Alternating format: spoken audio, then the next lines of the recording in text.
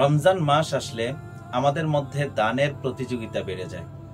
কেননা এই মাসে 1 টাকা দান করলে 70 থেকে 700 গুণ সওয়াব বাড়িয়ে দেন আল্লাহ তাআলা, বা আরো বহু গুণে আল্লাহ তাআলা বাড়িয়ে দিতে পারেন।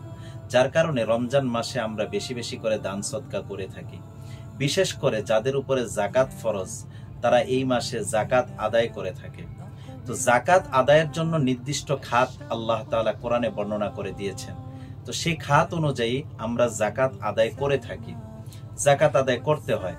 কিন্তু একটা বিষয় আমাদের জন্য অবশ্যই খেয়াল রাখতে হবে, লক্ষ্য রাখতে হবে, যে আমরা যে কোনো দান সদকা যখন দিব, বিশেষ করে যাকাত যখন দিব, তখন আমরা খেয়াল করব যে আমাদের আশেপাশে কোনো গরিব, অসহায় আত্মীয় স্বজন আছে কিনা। যদি থাকে, অবশ্যই তাদেরকে আমরা প্রাধান্য দিব, আগে তাদেরকে সহযোগিতা করব। কেননা নবীজি সাল্লাল্লাহু আলাইহি ওয়াসাল্লাম হাদিসের মধ্যে বলেছেন, ইন্নাস সাদাকাতা আলাল মিসকিনি সাদাকা ওয়া আলা যির রাহিম ইসনাতানি সাদাকাতুন ওয়া সিলাতুন। হাদিসটি সুনান নাসাই, সুনান তিরমিজি, ইবনে মাজাহ শরীফের মধ্যে এসেছে।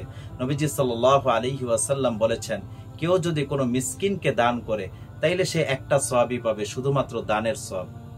আর যদি সে তার কোনো অসহায় আত্মীয় স্বজনকে দান করে, তাহলে তার জন্য ডাবল সওয়াব। একটা হচ্ছে সে দানের সওয়াব পাবে, আরেকটা হচ্ছে আত্মীয়তার সম্পর্ক রক্ষা করার সওয়াব পাবে। তো এই জন্য অবশ্যই আমরা খেয়াল করব যে আমাদের আশেপাশে আত্মীয় স্বজন অসহায় আছে কিনা। হ্যাঁ, আমরা অন্য খাতে দান করব, কিন্তু আমাদের আত্মীয় স্বজন অসহায় থাকলে তাদেরকে আমরা প্রাধান্য দিব।